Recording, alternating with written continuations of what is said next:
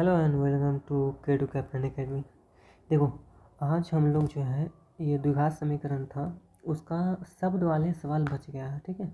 और दो चर वाले रैखिक समीकरण का भी शब्द वाले सवाल यानी वर्ड प्रॉब्लम जो होती है वो बच गया था। एक्चुअली मेरे पास टैब ये नहीं घर पे छूट गया था, इसी वजह से मैं करवा नहीं पाया। आज इसका ये द्विघात समीकरण का पूरा हर एक टाइप का सवाल करवा दूंगा और ये बिहार बोर्ड के दृष्टिकोण से बहुत ही ज़्यादा महत्वपूर्ण है, क्योंकि पिछले 2 या 3 साल में लगातार हर बार क्वाड्रेटिक इक्वेशन से शब्द वाले सवाल पूछे जाते हैं, खासकर क्षेत्रमिति वाले और चाल दूरी पे आधारित सवाल। ठीक है, तो वक्त जाया ना करते हुए देखो ध्यान से, पहले क्या क्या टाइप कौन कौन से टाइप के प्रश्न बनते हैं ये पहले देखो। ये बनते हैं, पहले तो सवाल होते हैं मूल पे आधारित सवाल, यानी मूल जो भी होगा उसको शब्द के रूप में बना दिया जाएगा और फिर सवाल पूछ लिया जाएगा। तो पहला हम लोग पढ़ने वाले मूल पे आधारित सवाल। दूसरा संख्या या फिर अंक पे आधारित सवाल। अब समीकरण में संख्या को कैसे लिखते हैं, क्या कैसे लिखते हैं, वो सारे हम डिटेल्स में बात करेंगे, उस पर भी सवाल बन सकते हैं। क्षेत्रमिति पे आधारित सवाल, ये मोस्ट इम्पोर्टेंट सवाल बनते हैं, ये हमेशा बिहार बोर्ड का फेवरेट टॉपिक रहा है। क्षेत्रमिति पे आधारित सवाल, आपको बेसिक क्षेत्रमिति का फॉर्मूला याद होना चाहिए, जैसे आयत का क्षेत्रफल, त्रिभुज का क्षेत्रफल, वर्ग का क्षेत्रफल, घन घनाभ, ये सब याद होना चाहिए, ठीक है। उसके बाद होते हैं उम्र पे आधारित सवाल, ये भी अच्छा है लेकिन आज तक आया नहीं है, खैर कोई नहीं। उसके बाद चाल, दूरी और समय पर आधारित सवाल, ये भी मोस्ट इम्पोर्टेंट टॉपिक होते हैं बिहार बोर्ड के दृष्टिकोण से। बेटा एक और टाइप के बन सकते हैं, उसको कार्य, दूरी, कार्य और क्षमता पर आधारित सवाल बोलते हैं, जिसे पाइप टंकी आप लोग बोलते होंगे। उस प्रकार के सवाल बनते हैं, लेकिन अभी तक एक बार भी इस पे सवाल नहीं आया, तो मैं इसको नहीं करवा रहा हूँ, क्योंकि देखो अभी समय कम है, तो मैं इम्पोर्टेंट टॉपिक ही टाइप के सवाल ही करवा पाऊँगा, ठीक है। हालांकि इतना अगर करके चले जाओ तो तुम्हारे में बोर्ड में कोई परेशानी वाली बात नहीं होगी। तो देखो अभी सबसे पहला टाइप हम लोग करते हैं मूल पे आधारित सवाल, ठीक है। तो क्वेश्चन देखते हैं, क्वेश्चन से ज़्यादा क्लियर होगा आपको। बोल रहा ये प्रीवियस ईयर क्वेश्चन में आया हुआ सवाल है, ये PYQ है यानी प्रीवियस ईयर क्वेश्चन। बोल रहा यदि द्विघात समीकरण a+2 x² - 3ax - 2 = 0 के एक मूल दूसरे का ऋणात्मक है, क्या बोल रहा एक मूल दूसरे का ऋणात्मक है, तो बोल रहा द्विघात समीकरण ज्ञात करें। क्या बोल रहा द्विघात समीकरण ज्ञात करें, यानी ये बोल रहा है सिंपल, ये बोल रहा कि ए का मान ज्ञात करके ए का मान इसमें पुट कर दो, वो हमको मिल जाएगा। अब ये सवाल क्वेश्चन बैंक में गलत सॉल्व किया हुआ है, तुम देखना गौर से, वो गलत सॉल्व किया हुआ है। यहाँ पे करेक्ट पे क्या होगा सॉल्व करना, वो देखो पहले लिखेंगे हम लोग सॉल्यूशन, या फिर जो तुमको लिखना है उत्तर लिखो।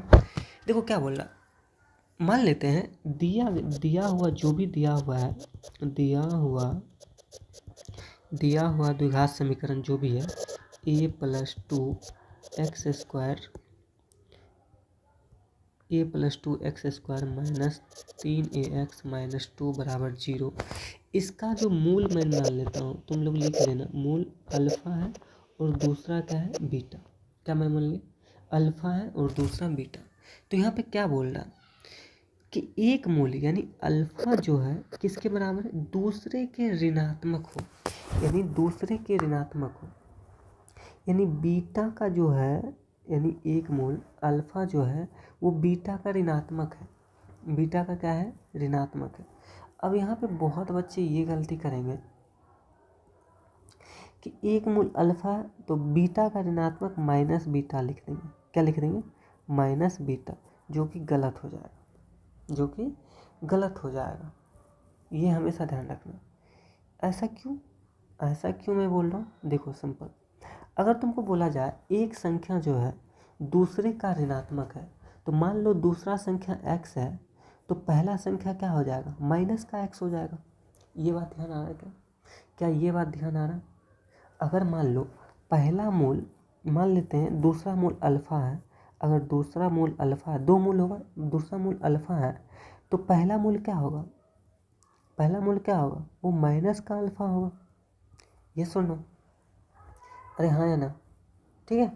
अगर पहला अल्फ़ा है तो दूसरा माइनस अल्फ़ा होगा, तो मूल क्या क्या आ गया, अल्फ़ा आ गया और एक माइनस अल्फ़ा आ गया, यहाँ से आ गया। अब तुम सबको पता है जो यानी एक आ गया, इसको मैं बोलता हूँ मूल फर्स्ट और ये मूल सेकेंड आ गया। यहाँ तक क्लियर होना चाहिए। अब तुम जानते हो, क्या जानते हो, तुमको ये पता है कि मूलों का योग जो होता है यानी अल्फ़ा प्लस बीटा, और बीटा यानी मूलों का योग यानी फर्स्ट प्लस सेकेंड यानी alpha plus into minus alpha, ये माइनस बी बाई ए के बराबर होता है। किसके बराबर, minus B by A. Minus B क्या है यहाँ पे, 3 का कोएफिशिएंट यानी माइनस का यानी प्लस का 3 हो जाएगा, और ए का वैल्यू क्या है, ए प्लस का 2 है, और ये कट के कितना हो जाएगा 0, यहाँ से कितना हो जाएगा 0। तो यानी 3a बट्टे ए प्लस 2 बराबर क्या 0। यहाँ से क्या बोलेंगे 3a बराबर यानी 0, तो a बराबर कितना आ गया 0, a बराबर कितना आ गया 0। अब a का मान मिलेगा, बस a का मान रख दो। जब a का मान इसमें तुम रखोगे तो यहाँ पे क्या आ जाएगा, आंसर क्या बन जाएगा मेरा, आंसर बन जाएगा 0 प्लस 2 एक्स स्क्वायर माइनस का 3 इंटू 0 इंटू एक्स माइनस 2, यानी मूल बन गया कितना 2x स्क्वायर माइनस का 2 बराबर 0। यही आपका द्विघात समीकरण है और यही आपका क्या हो गया आंसर। आई होप क्लियर होगा। ये गलती नहीं करना कि एक मूल अल्फ़ा ले लिया और दूसरा मूल बीटा ले लिया, ये गलत हो जाएगा। देखो पहला मान लेते हैं, तुम समझना यहाँ गौर से, क्या बोल रहा है, एक मूल जो है दूसरे मूल का ऋणात्मक है। यदि दूसरा मूल अल्फ़ा है तो पहला मूल क्या हो जाएगा, माइनस का अल्फ़ा हो जाएगा, सिंपल, और कुछ वाली बात नहीं।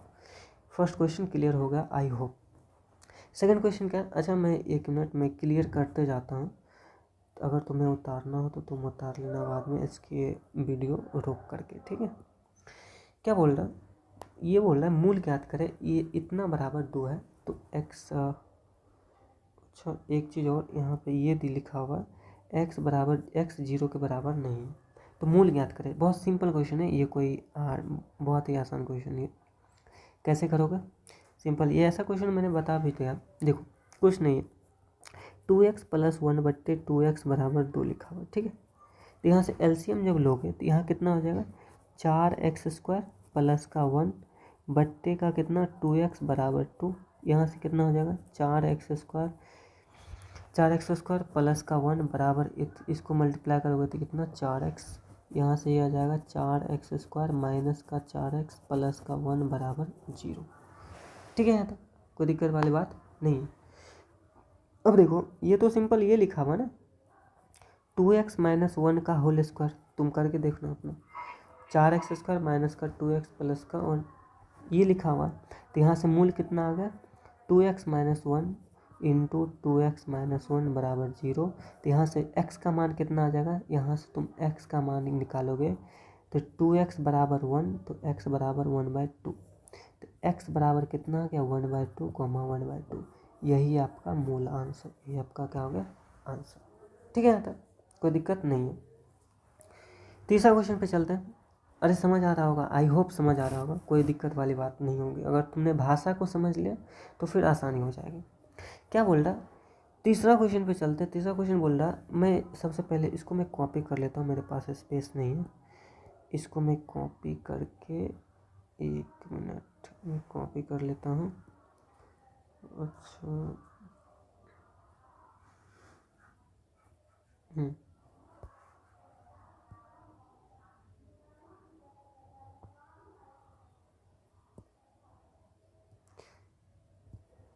ठीक है, ये कॉपी हो गया। ये सवाल क्या बोल रहा है, ये सवाल बोल रहा है द्विघात समीकरण, इसका ये द्विघात समीकरण है,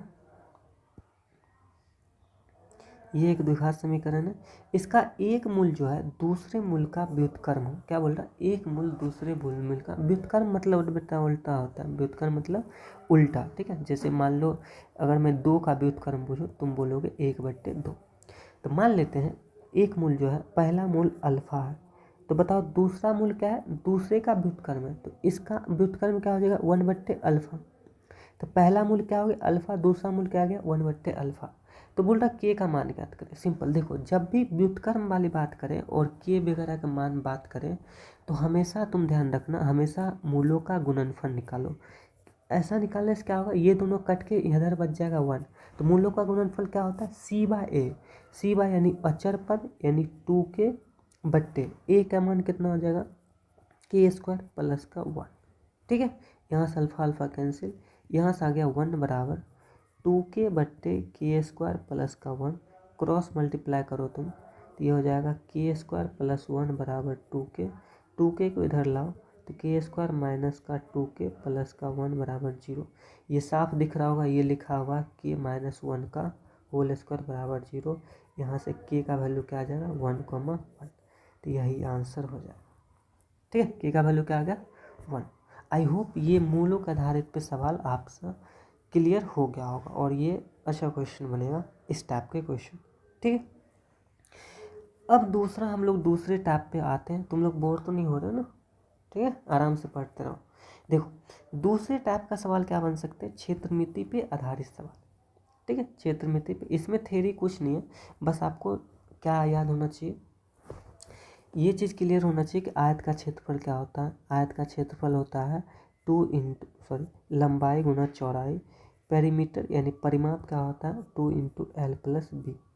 ठीक है, विकर्ण क्या होता है, विकर्ण होता है √L² प्लस का B²। ये सब तुमको याद होना चाहिए।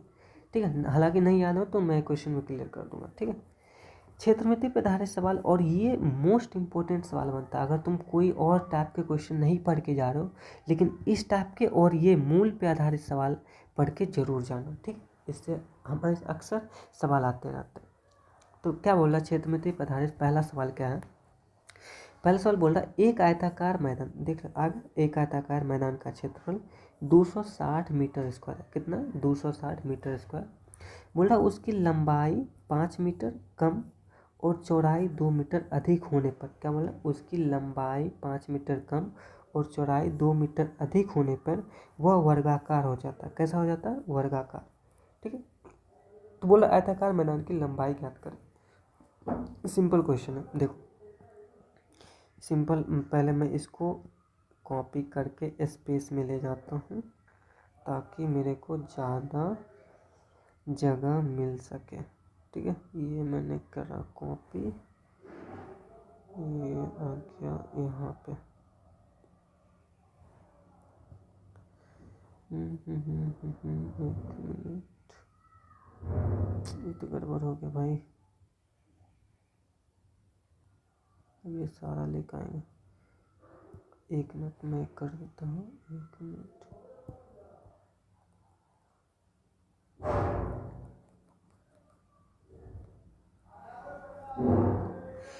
हाँ तो देखो इसी पे पेस्ट हो गया, कोई नहीं।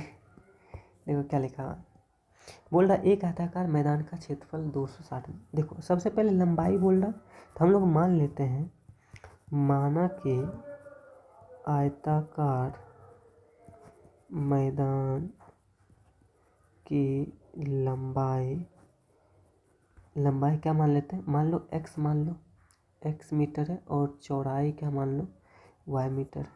कोई दिक्कत वाली बात नहीं होगी।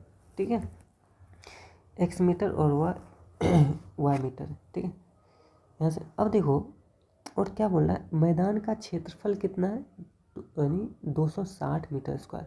तो मैदान का क्षेत्रफल क्या होता है, आयताकार मैदान का क्षेत्रफल क्या हो जाएगा, लंबाई गुना चौड़ाई। लंबाई कितना x और y, तो यानी x × y बराबर कितना है 260 मीटर स्क्वायर। तो यहाँ से कितना आ गया x y बराबर कितना 260 मीटर स्क्वायर। ये समीकरण फर्स्ट मान लो।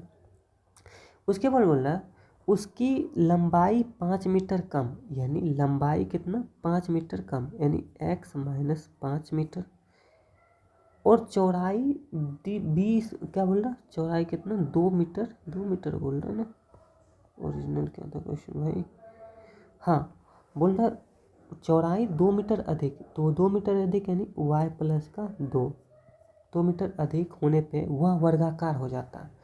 अब यहाँ वर्गाकार हो जाने का क्या मतलब है, ध्यान देना, वर्गाकार होने का मतलब है जो लंबाई और चौड़ाई जो है वो बराबर हो जाता है। यानी कहने का मतलब हुआ अगर लंबाई 5 मीटर कम हो जाता है, लंबाई 5 मीटर कम हो जाता है और चौड़ाई 2 मीटर अधिक हो जाता है तो वह वर्गाकार हो जाता है, यानी लंबाई और चौड़ाई क्या हो जाएगा, बराबर हो जाएगा। सिंपल। तो यहाँ से क्या आ जाएगा, यहाँ से आ जाएगा x माइनस 5 बराबर y प्लस का 2, यानी x बराबर कितना हो गया, y प्लस का 7। बस ये समीकरण 2 का वैल्यू 1 में रखो तो x का मान कितना आ जाएगा यहाँ पे, y प्लस 7 इंटू का y बराबर 260। देखो अब क्वाड्रेटिक बन गया, वाई स्क्वायर प्लस का 7y माइनस का 260 बराबर 0। सिंपल। अब कर लो, इतना तो हल करने आता होगा यार। तो 260 का करो तो ये 13 गुना 2 26 गुना 5 गुना 2, ठीक है। हमको 7 लाना है तो 5 चौक 20 13। हाँ तो मेरे को मिल गया वाई स्क्वायर प्लस का 20y माइनस का 13y, तो घटा के कितना 7y और गुना करके 260, तो 260 बराबर 0। यहाँ से y इंटू वाई प्लस का 20 माइनस का 13 कॉमन लोगे, 13 कॉमन लोगे तो यहाँ बचेगा y, और यहाँ पे प्लस का 20 बचेगा बराबर 0। तो यहाँ से आ गया y बराबर माइनस का 20 और एक y बराबर कितना आ गया 13। ठीक। अब कभी देखो, चूंकि x और y क्या है, मैदान की लंबाई और चौड़ाई है, तो कभी लंबाई चौड़ाई निगेटिव नहीं हो सकता, तो y बराबर माइनस 20 नहीं लेंगे, तो y बराबर कितना लेना पड़ेगा तुमको, y बराबर 13। तो y बराबर 13 लेने के लिए, जब y बराबर 13 यानी चौड़ाई कितना आ गया, चौड़ाई कितना आ गया 13 मीटर, तो लंबाई बस निकालना है, तो लंबाई कितना हो जाएगा हमको पता है, यहाँ से निकाल लो। तो x गुना y बराबर कितना है 260, तो x गुना y कितना आ गया 13 बराबर 260, 13 दूना 26, तो x बराबर कितना आ गया 20 मीटर। तो आयताकार मैदान की लंबाई कितना हो गया 20 मीटर और चौड़ाई कितना हो गया 13 मीटर। यही आपका आंसर, ठीक है। इसी प्रकार के सवाल बनते हैं आपके बोर्ड में। एक और सवाल है इसी क्षेत्र मिति पे 2 सवाल इसलिए लिया क्योंकि पूछा जाता है ऐसा क्वेश्चन। तो देखो ये सवाल क्या बोल रहा, पहले मुझे को मिटाने दो, इसको ये सारे क्वेश्चन को मिटाने दो।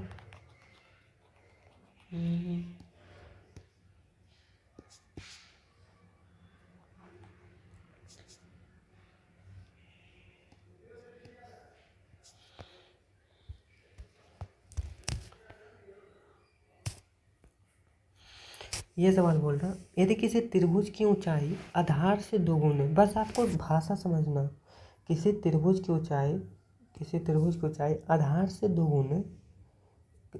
दोगुने से 2 कम है, यदि क्षेत्रफल इतना है तो बीमारी याद करें। कुछ नहीं है, ये सिंपल क्वेश्चन है, आपको याद होना चाहिए। मैं पहले इस क्वेश्चन को पेस्ट कर लेता हूँ आपको।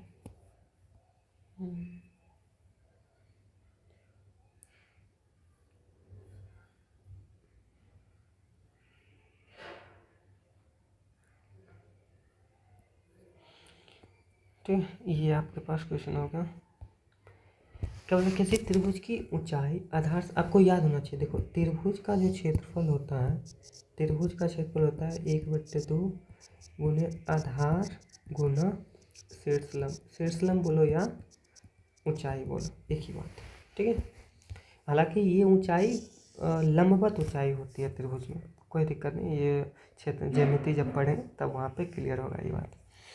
बोल रहा किसी त्रिभुज की ऊंचाई आधार से 2 गुने से 2 कम है। मान लेते हैं, माना कि, अच्छा बीमाई क्या होता है, बीमाई वही आधार, बीमाई मतलब होता है उसका लंबाई चौड़ाई ऊंचाई जो भी है वही ज्ञात, आधार जो भी हो वो ज्ञात करना। तो मान लेते हैं माना कि त्रिभुज का आधार जो है वो क्या है, मान लेते हैं x, ठीक है, x मीटर। तो त्रिभुज का ऊंचाई क्या हो जाएगा, अब ऊंचाई क्या बोल, आधार से 2 गुने यानी 2x 2 गुने से 2 कम है, से कितना कम है 2 कम है, हो गया। अब ये x मीटर, ऊंचाई भी निकल गया आधार भी निकल गया, और इसका बोल रहा है तो बीमारी ज्ञात करे यदि क्षेत्रफल इतना है, क्षेत्रफल अभी जितना बताए थे कितना 1/2 गुने आधार कितना x और ऊंचाई कितना है 2x माइनस का 2, और क्षेत्रफल कितना दिया हो, कितना हुआ 156 मीटर स्क्वायर। ठीक, यहाँ सब क्लियर हो जाएगा। यहाँ से गुना करो 1/2 गुना, इसको मल्टीप्लाई करो तो कितना आ जाएगा 2x² माइनस का 2x बराबर 156। यहाँ से मैंने 2 कॉमन अगर कर लोगे तो ये से कैंसिल हो जाएगा। ये बात समझ आया कि नहीं? हाँ, क्या होगा तो यहाँ से x² माइनस का x माइनस का 156 बराबर 0। बस अब सिंपल है। अब अगर तुम्हें आता है बनाना तो कर सकते हो, तुम कुछ भी मैसेज कर सकते हो। हम ये फॉर्मूला लगा के करते हैं, -b plus minus √b² minus का 4ac अपॉन 2a। ये फॉर्मूला से भी कर सकते हो, आसानी पड़ेगा। तो -b का मान कितना आ गया, -1 प्लस माइनस √b² माइनस 1 का square minus 4 into 4ac, a का मान 1, c का मान माइनस का 156 बट्टे का 2a, 2 का मान 1। तो ये प्लस का 1 प्लस माइनस √1 प्लस 56 चौकी 6 चौक 24, 15 चौक 60, 60 2 62, 624 बट्टे 2, 1 प्लस माइनस ये कितना हो जाए 625, और 625 का वर्गमूल कितना होता है 25 होता है बट्टे 2। यहाँ से एक बार प्लस लो एक बार माइनस, जब प्लस लोगे तो 25 1 26 अब बट्टे 2 तो 13 आ जाएगा, और माइनस लोगे तो कितना 1 माइनस 25, तो माइनस में आंसर आ जाएगा। ये माइनस आंसर आएगा, जो कि नहीं होगा। क्यों नहीं होगा? क्योंकि तुमको पता होना चाहिए ना ये x क्या है, x आधार है, आधार कभी नेगेटिव थोड़ी ना होगा। तो x बराबर कितना आ गया 13, तो आधार कितना हो गया, आधार बराबर 13 मीटर। तो बताओ ऊंचाई कितना होता, ऊंचाई बोला गया है 2 गुने से 2 कम, तो 13 के 2 गुने 26 से 2 कम यानी 24। ये आपका 24 मीटर, यही आपका क्या हो जाएगा आंसर। कोई दिक्कत नहीं होगी। ठीक है, क्षेत्रफल आधारित सवाल भी हम लोगों ने कर लिया, और पहले मैं इसको मिटा देता हूँ, फिर आगे के क्वेश्चन को कंटिन्यू करेंगे। बोर तो नहीं हो रहे ना? समझ आ रहा है कि नहीं? आ रहा होगा समझ, कोई दिक्कत वाली बात नहीं। देखो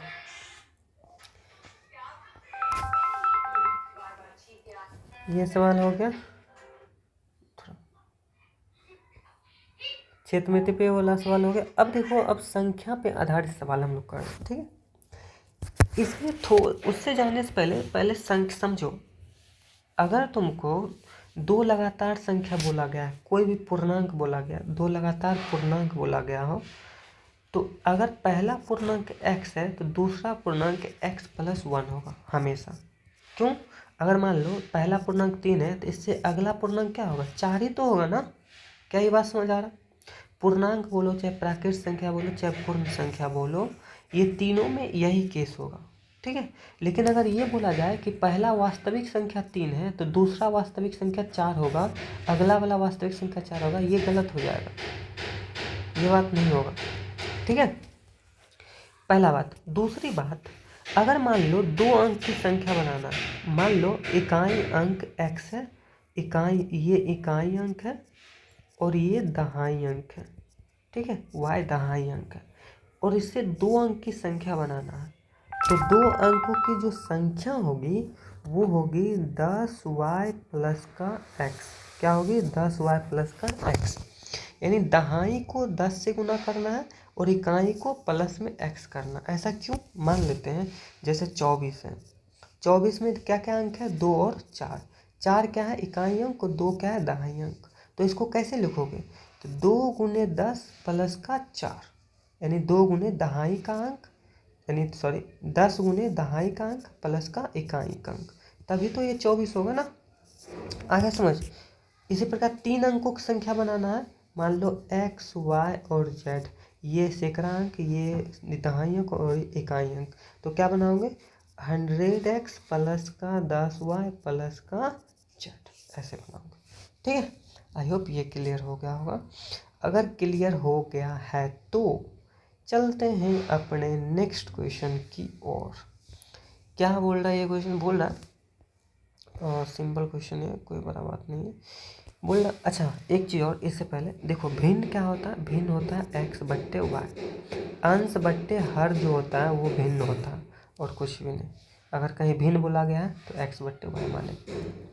बोला वह संख्या ज्ञात करें जिसमें 20 घटाने पर, क्या बोला, 20 घटाने पर वो अपने व्युत्क्रम की 69 गुनी हो जाती है। सिंपल, आराम से समझो।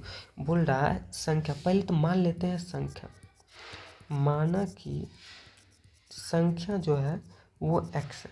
क्या है, x है। देखो इसमें अंक उंक का चर्चा नहीं है तो हम वो वाला संख्या नहीं बनाएंगे 10x + y, वैसा नहीं बनाएंगे। जिसमें अंक की चर्चा रहेगी वो तब फिर हम लोग उस हिसाब से करेंगे।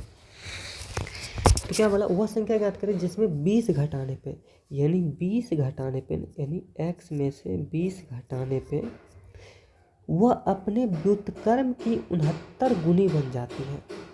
यानी 20 जब घटा देंगे तो व्युत्क्रम, यानी किसका व्युत्क्रम, वो अपने व्युत्क्रम की, यानी अपने संख्या के व्युत्क्रम की, यानी 1/x जो होगा इसका कितना गुना बन जाता है, 69 गुनी बन जाता है। ये समझने वाली बात है। बहुत बच्चे ये गलती करेंगे कि 20 घटाने पे इसका व्युत्क्रम कर देंगे, x - 20 का व्युत्क्रम कर देंगे, जो कि गलत हो जाएगा। ठीक है, ऐसा नहीं करना। बोल रहा है 20 घटाने पे वह अपने व्युत्क्रम के 69, यानी अपने व्युत्क्रम यानी संख्या के व्युत्क्रम के 69 गुनी हो जाती है। तो यहाँ से सब बस सिंपल है, इसको इधर मल्टीप्लाई कर दो तो ये हो जाएगा x² - का 20x और ये बराबर 69। ठीक है, तो यहाँ से क्या हो जाएगा, x² - का 20x का 16 बराबर 0। बस अब ये करना है। कितना हो गया, मेरे को तो साफ दिख रहा है 23 या 69, तो x² प्लस का माइनस का 23x माइनस का 3x प्लस का 3x, तो ये माइनस का 20x और माइनस का 69 हो जाएगा बराबर 0। तो x × x - 23 प्लस का 3 × x - 23 बराबर 0। तो x - 23 × x प्लस का 3 बराबर 0। तो x बराबर कितना आ गया 23 और ये यहाँ से आ गया x बराबर -3। तो दो संख्या आ गई, क्या संख्या, दो संख्या, एक 23 होगी और एक 3 होगी, दोनों संख्या, ये आंसर हो जाएगा। अब इसमें मत बोल देना कि सर संख्या माइनस में थोड़ी ना होगी, फिर पिटाई खाओगे। माइनस में हो सकती है, क्यों नहीं हो सकती, तो दोनों आंसर यहाँ पे होगा। ठीक है, आई होप समझ आया होगा।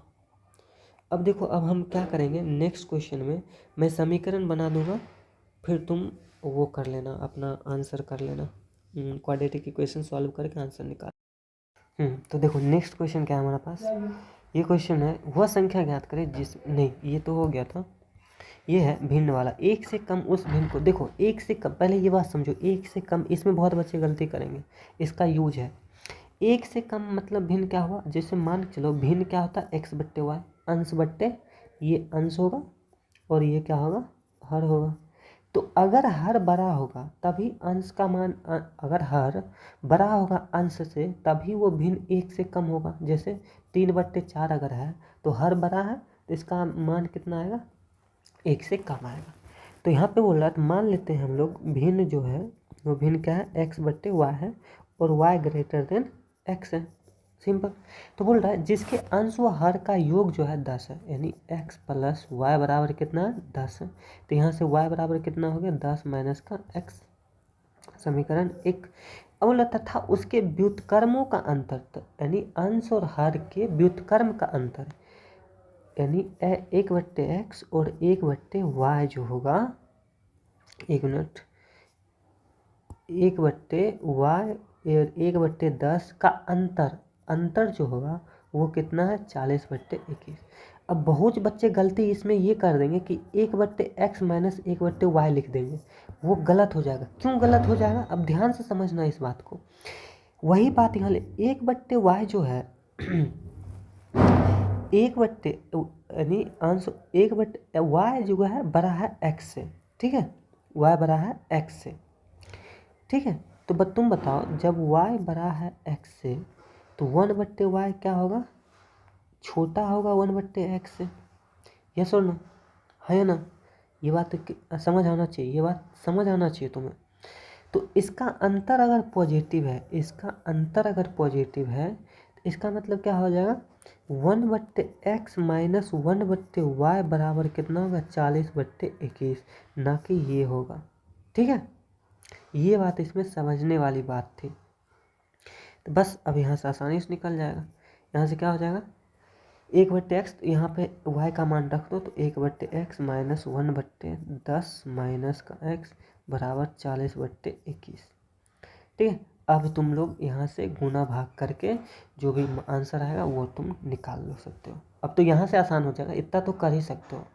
ठीक है, नेक्स्ट क्वेश्चन देखो, मैं उतना नहीं कर पाऊँगा, तू इतना बात समझ सकते हो, मैं कंसेप्ट समझाने की कोशिश कर रहा हूँ बस।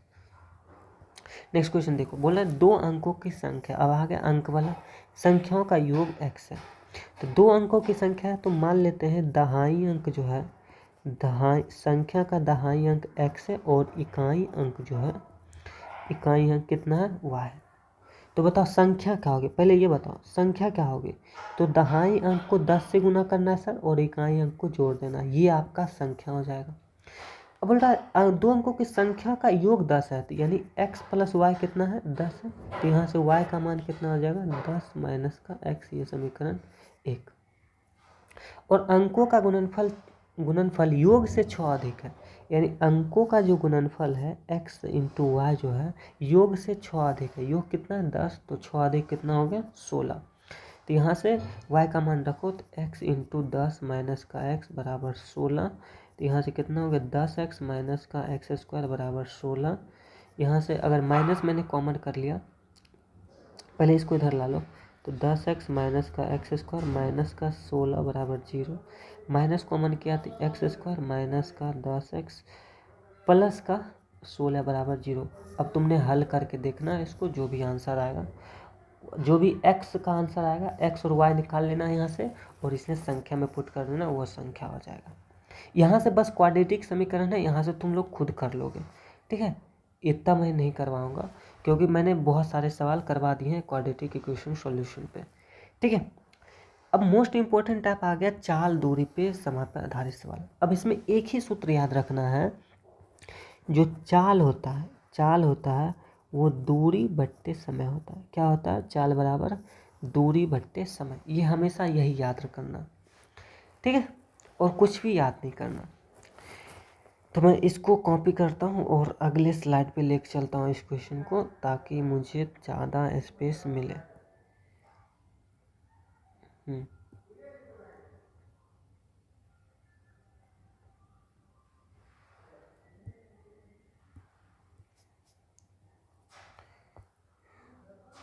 है, क्या बोल रहा क्वेश्चन, बोला एक रेलगाड़ी 360 किलोमीटर की दूरी तय करने में 48 मिनट कम समय लगता है। यदि वह उसी दूरी को 5 किलोमीटर यानी 5 किलोमीटर प्रति घंटा अधिक चाल से गति करती है, ट्रेन का मूल चाल ज्ञात करें। समझो, मूल चाल ज्ञात करें। मान लेते हैं, माना कि ट्रेन की मूल चाल जो है वो x किलोमीटर प्रति घंटा। अब हमेशा यूनिट का ध्यान देना, ये हमेशा यूनिट का ध्यान, हमने किलोमीटर प्रति घंटा माना। ठीक है, यह चाल इतना है और 360 किलोमीटर की दूरी तय करती है, तो मान लेते हैं मूल चाल से 360 किलोमीटर की दूरी वो t समय में ज्ञात, यानी t समय मानो चाहे y समय मानो, मान लेते हैं, तथा 360 किलोमीटर की दूरी मूल चाल से ज्ञात करने में लगा समय t1 है। ठीक है, तो बताओ चाल बराबर कितना, x, चाल बराबर दूरी बट्टे समय, दूरी कितना है 360 बट्टे t1, ये कितना हो गया, किलोमीटर प्रति घंटा। ये फर्स्ट इक्वेशन आ गया। अब बोल रहा है यदि इतना दूरी तय करने में 48 मिनट कम समय लगाता है, यदि उसी दूरी को इतना अधिक चाल से ज्ञात करते, यानी 360 किलोमीटर प्रति घंटा को अगर 5 किलोमीटर प्रति घंटा अधिक चाल से ज्ञात कर। अब देखो, समझो ध्यान से, यहाँ पे चाल बराबर क्या होता है, दूरी बट्टे समय। अगर तुमने चाल यहाँ पे क्या हो जाएगा, अगर तुमने समय को बढ़ा दिया तो चाल क्या हो जाएगा, घट जाएगा। तुमने अगर तुमको याद, अगर तुम रनिंग करते हो 400 मीटर ग्राउंड में, तुमने अगर समय ज़्यादा लगा रहा है तो तुम्हारा चाल कम होगा, चाल ज़्यादा होगा तो समय कम लगेगा, उल्टा होता है।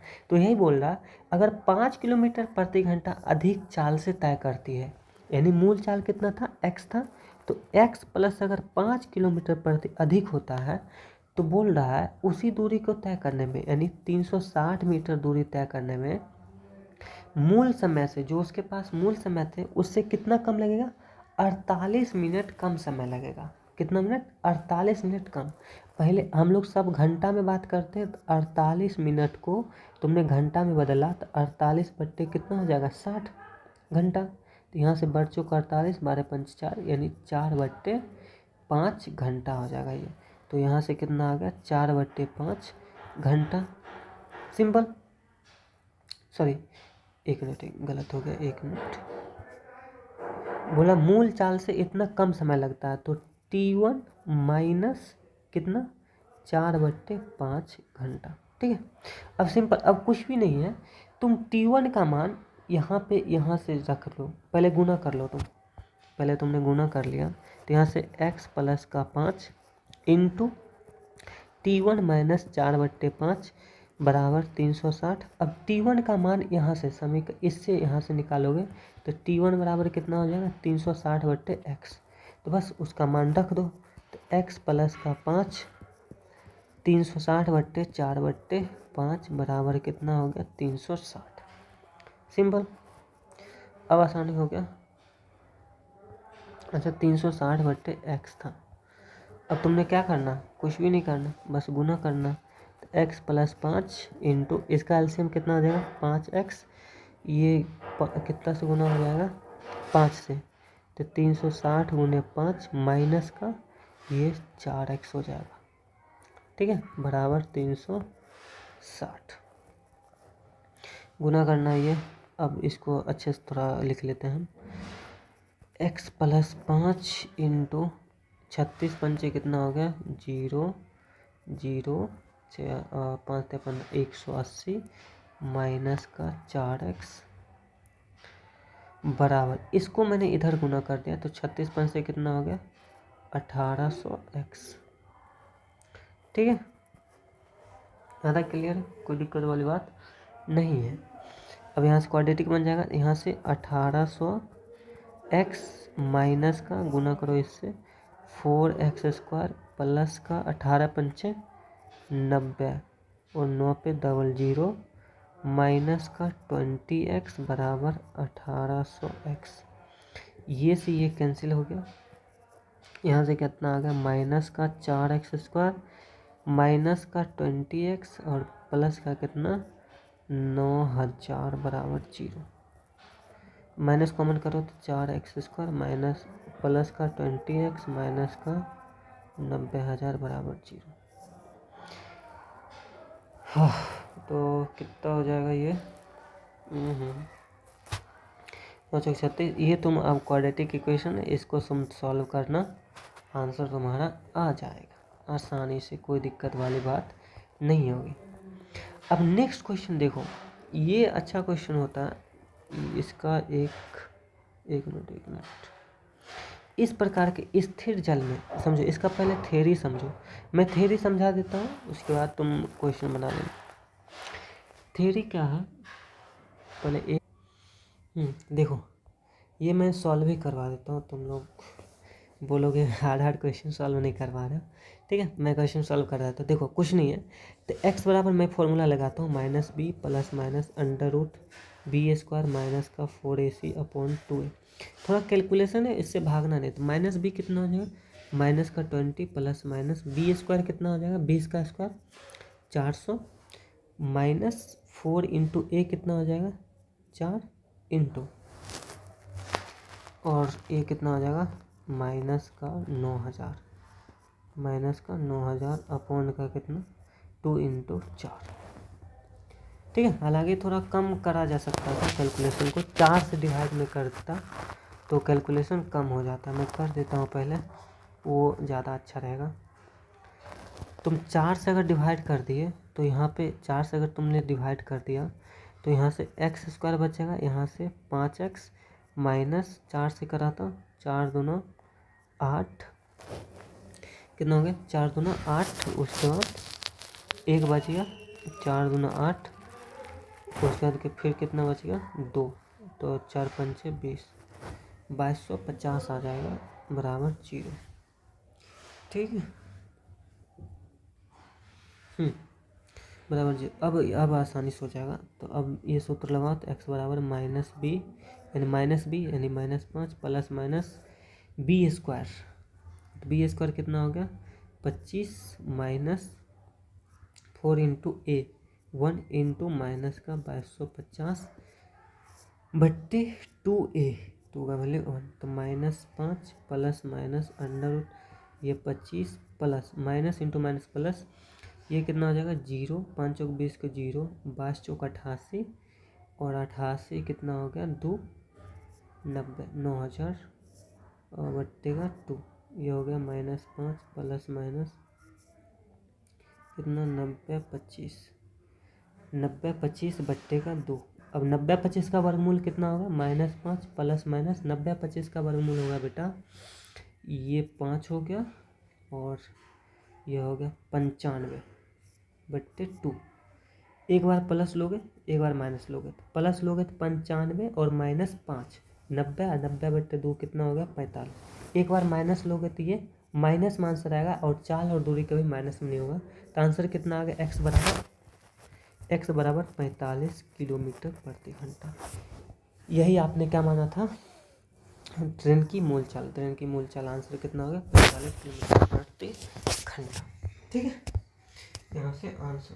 अब देखो नेक्स्ट टाइप में इस प्रकार से देखो, मान लो स्थिर जल में जब भी नाव की चाल ये वाला जो सवाल है तो मान लो तो एक बात सीखो, मान लो ये एक नदी है सॉरी, मान लो ये एक नदी है। ठीक है, ये धारा की दिशा इधर की ओर है, इधर की ओर, और मान लो तुम्हारा एक नाव है यहाँ पे, तो बताओ अगर धारा की दिशा में चलेगा तो तुम्हारा नाव का स्पीड क्या होगा, बढ़ेगा कि घटेगा? सर बढ़ेगा, क्योंकि धारा की दिशा में चलेगा तो नाव की बढ़ेगा, लेकिन अपोजिट साइड में चलेगा तो नाव की धारा की दिशा क्या होगा, नाव की दिशा मतलब नाव का चाल क्या होगा, घट जाएगा। तो वही कंसेप्ट यहाँ पे लगेगा। बोल रहा स्थिर जल में नाव की चाल 8 किलोमीटर प्रति घंटा है। ठीक है, देखो दो चाल होती है, एक नाव की चाल होगी स्थिर जल में, और फिर अगर धारा मान लो धारा बह रही है तो उस समय अगर धारा है तो नाव की चाल बदल जाएगी, बिल्कुल। अब समझो प्रतिकूल, एक होता है प्रतिकूल और एक होता है अनुकूल, एक होता है प्रतिकूल एक होता है अनुकूल। प्रतिकूल मतलब हुआ धारा की दिशा में, क्या होता है प्रतिकूल मतलब धारा के अपोजिट डायरेक्शन में, इसको बोलते हैं अपस्ट्रीम, और धारा की दिशा में उसको बोलते हैं अनुकूल, यानी धारा की दिशा में क्या होगा अनुकूल और धारा के विपरीत दिशा में वो होता है प्रतिकूल। ठीक है, इतना ही कंसेप्ट समझना है बस, इसके बाद आसान हो जाएगा, फिर आपको वही सवाल चाल बराबर दूरी बट्टे समय ही लगाना। ठीक है, कैसे देखते हैं। बोल रहा है स्थिर जल में किसी नाव की चाल 8 किलोमीटर पर घंटा है, यानी स्थिर जल में नाव की चाल जो है, नाव की चाल कितनी है 8 किलोमीटर प्रति घंटा, यहाँ तक ठीक है। अब बोल रहा है नाव से नदी उस पार धारा के प्रतिकूल, थोड़ा सा यहाँ मिसप्रिंट हुआ है, कुछ मिसप्रिंट हुआ है,